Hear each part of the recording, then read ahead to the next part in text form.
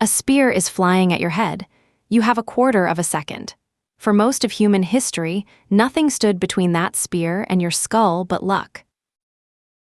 The human skull averages just 6 millimeters thick.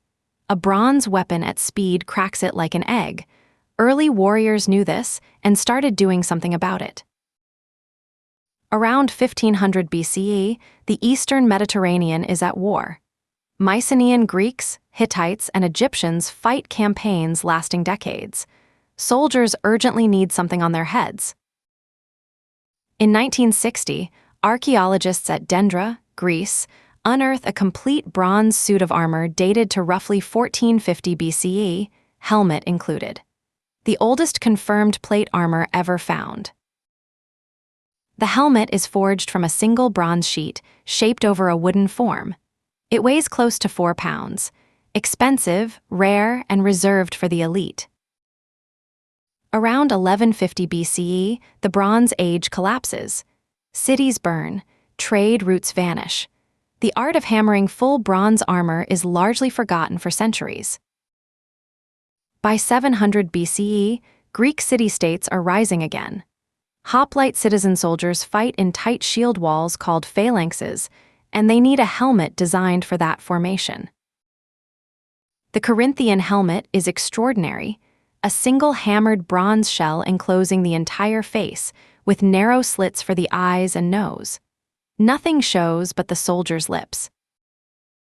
In a phalanx, threats come from the front. The Corinthian offers total forward protection. Its downswept cheek guards become a design icon that soldiers copy for generations. Archaeologists have found Corinthian helmets bearing dents and repairs, evidence of real combat. One displayed in Olympia was dedicated to Zeus after the Battle of Marathon in 490 BCE.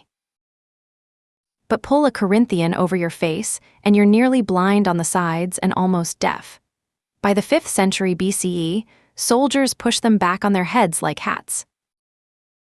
The Chalcidian helmet adds cutouts for the ears and a more open face. Soldiers can finally see and hear. It spreads quickly across the Greek world and into Macedonia. When Alexander the Great sweeps east in 334 BCE, his horsemen wear Chalcidian-style helmets, often topped with plumes. Speed, visibility, and aggression, all in one design. Rome adapts as always. Its earliest wore helmets, the Montefortino type, named for an Italian town where a cache was found, borrow heavily from Celtic designs Rome encountered in battle. By the 1st century CE, Roman legions wear the imperial Gallic helmet, deep neck guards, angled brow ridges, hinged cheek guards, and reinforcing ribs pressed into the skull. Military engineering at its peak.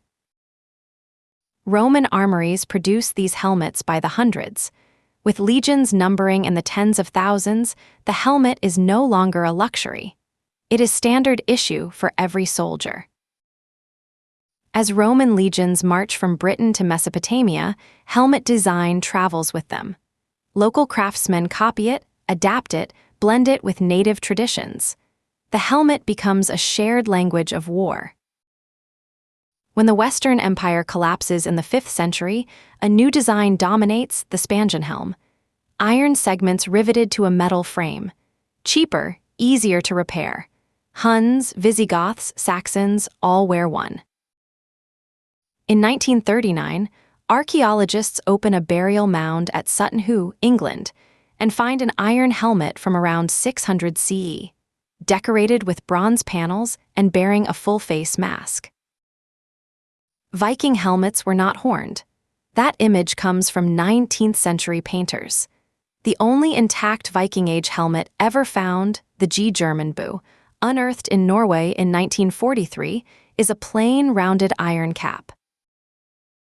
By 1066, William the Conqueror's soldiers wear conical iron helmets with a single nose bar.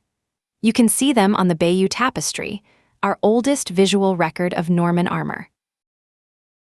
Over the following century, the helmet grows. By around 1200 CE, the Great Helm appears, a flat-topped iron cylinder enclosing the entire head, with nothing visible but two narrow eye slits. The great helm is enormously protective and enormously uncomfortable. It traps heat, limits vision to a narrow band, and makes breathing through tiny holes in a melee genuinely difficult.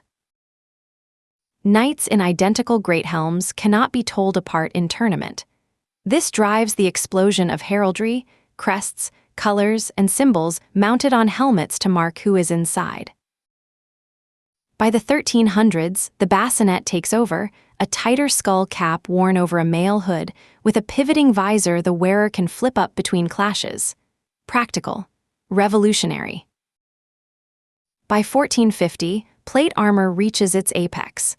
The armet's hinged cheek plates lock at the chin.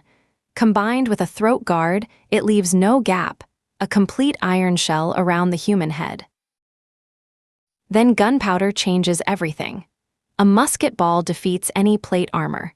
By the 1600s, armies across Europe abandoned metal helmets, too heavy, too expensive, and useless against firearms. For nearly 3 centuries, from roughly 1650 to 1914, soldiers fight bareheaded. The head, the most vulnerable part of the body, is left completely unprotected. In August 1914, Europe goes to war with artillery on a scale never seen before. Massive guns fire explosive shells that burst overhead, spraying metal fragments downward in all directions. Surgeons in French field hospitals notice that most head wounds are not from bullets, they are from shrapnel falling from above. A steel dome on the head would stop most of them. In 1915, French officer Louis Adrien commissions a new helmet, a low dome stamped from a single piece of steel. France puts it into mass production within months and issues millions. Britain answers with the Brodie, a wide-brimmed steel dish protecting skull and shoulders from overhead shrapnel. Soldiers call it the tin hat. Widely cited estimates suggest it cut head casualties significantly. Germany introduces the Stahlhelm in 1916, a deeper design with a flared rim and side lugs for added armor plates. So effective that German soldiers wear a near-identical version in the next World War. America's M1 helmet, introduced in 1941, may be the most produced helmet in history. A steel outer shell over an inner liner, and practically a wash basin, a cooking pot, a digging tool. In 1919, Edward Bullard, a San Francisco equipment dealer just back from the war, patents the hard-boiled hat, a steamed canvas dome with an interior suspension, the ancestor of every construction hard hat.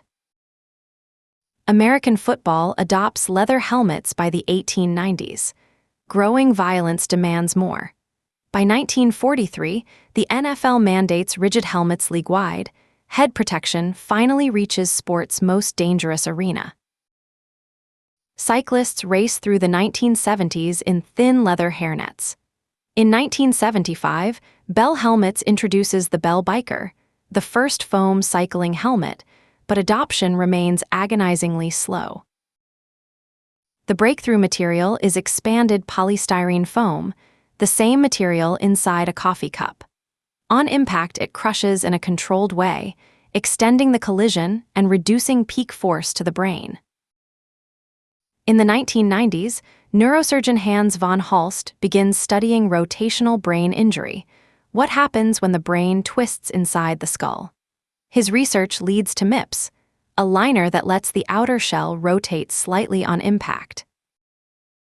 Today, every helmet category carries rigorous certification: ANSI for construction, CPSC for bicycles, NOCSAE for football, each testing specific impact speeds and directions.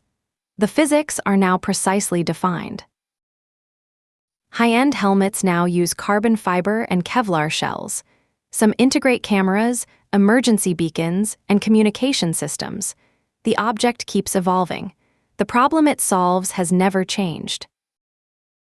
Walk through any construction site, ski slope, or cycling event and you'll see the same engineering.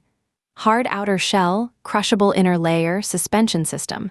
3 components, 3,500 years. The human skull is still just 6 millimeters thick.